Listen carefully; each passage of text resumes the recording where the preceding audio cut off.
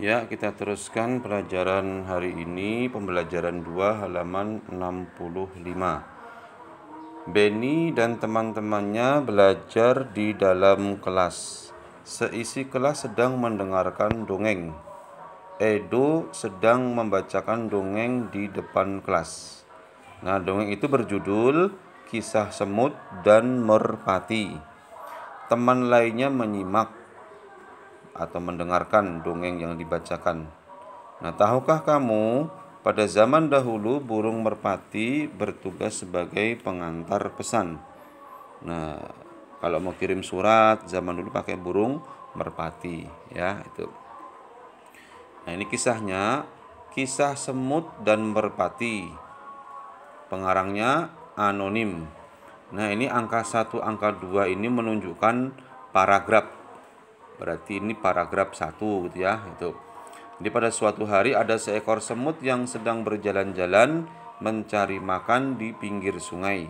Seperti biasa, dia berjalan dengan riang dan karena kurang hati-hati, tiba-tiba ia terjatuh ke dalam sungai. Nah, jadi pelajarannya apa di sini?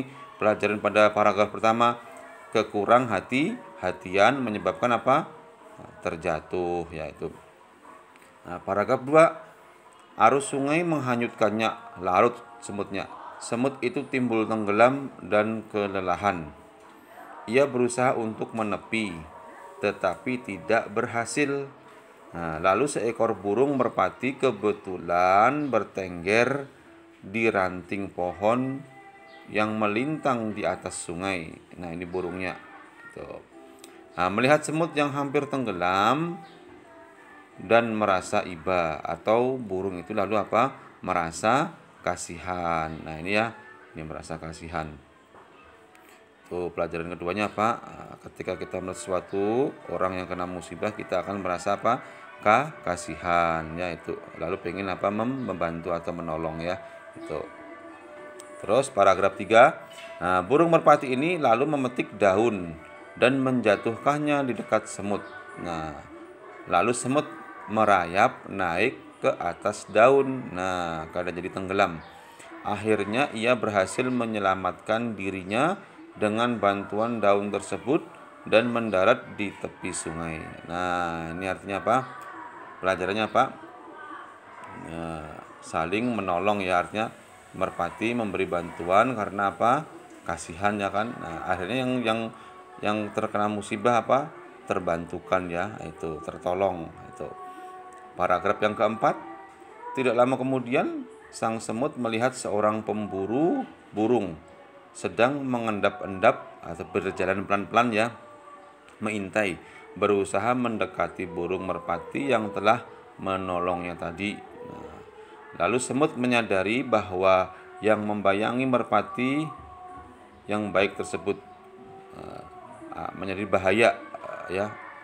Nah, ia segera berlari mendekati pemburu dan menggigit kaki sang pemburu. Nah, ini artinya balasan menolong si semut untuk si burung, ya, artinya saling tolong menolong gitu, ya. Nah, yang kelima, pemburu itu kesakitan dan terkejut. Nah, lalu ia mengibaskan ranting yang tadinya akan digunakan untuk menangkap burung. Nah, buah bunyi. Burungnya tahu, ya kan. Lalu burung merpati menyadari keberadaan pemburu yang sibuk mengibas-ibas ranting. Akhirnya sang burung pun terbang menyelamatkan diri. Nah, ini apa? Saling tolong menolong, ya, ceritanya, ya, itu. Nah, nanti ini dijawab, ya. Pelajaran apa yang kamu dapatkan dari kisah semut dan merpati? Nah, dari paragraf berapa kamu menemukan pelajaran? Tadi sudah Bapak sampaikan, ya. Paragraf 1 pelajarannya ini, itu ya, 2 ini itu, ya. Nah, itu diisi nanti, ya. Itu. Terus Benny memelihara ayam di rumah karena ia menyukai binatang. Ayah Benny membuatkan kandang ayam. Setiap hari Benny memberi makan dan minum kepada ayam-ayamnya. Ayam-ayamnya sudah ada yang bertelur. Benny bertugas mengumpulkan telur-telur. Nah, ayah Benny juga menyukai binatang. Ia memelihara burung beo. Jadi beda nih, ya, ayah sama Benny. Nah, burung beo ayah bisa bicara. Jadi burung yang bisa bicara itu loh, burung beo. Nah, ayah juga orang yang lucu. Nah, ia mengajari burung beo kata-kata lucu. Ayah dan Benny sering tertawa mendengarnya. Kadang-kadang Benny suka menggoda burung beo ayah. Nah, setiap manusia memiliki sifat masing-masing, ya kan? Nah, dalam keluarga ada yang memiliki sifat yang sama, ada juga yang berbeda. Nah, dari cerita di atas kita tahu bahwa sifat Benny itu apa? Rajin dan menyukai binatang. Nah, terus, nah ini diisi. Tulislah 2 sifat ayah Benny yang kamu temukan. Terus juga tulislah 2 sifat Benny yang kamu temukan. Diisi di sini ya, itu.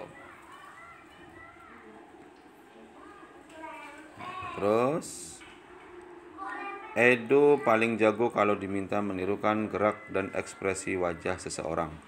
Edo tahu kalau Benny itu menyayangi binatang. Nah, lalu ia suka menirukan tingkah laku dan ekspresi Benny saat mengelus ayam-ayamnya.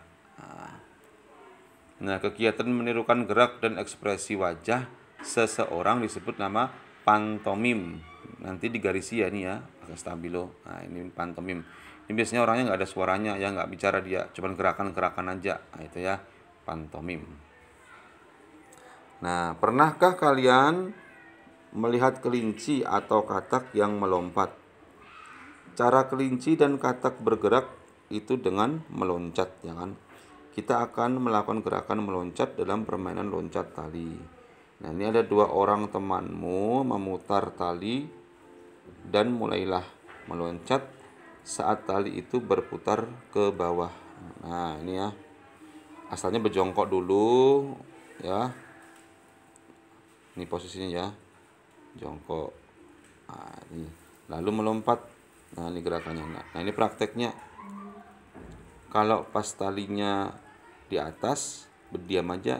Begitu tali itu ke bawah, mau kena kaki kita, kita lalu melompat ya. Nah, ini pelajaran penjas ya. Nah, cukup sampai di sini materi kita hari ini. Terima kasih.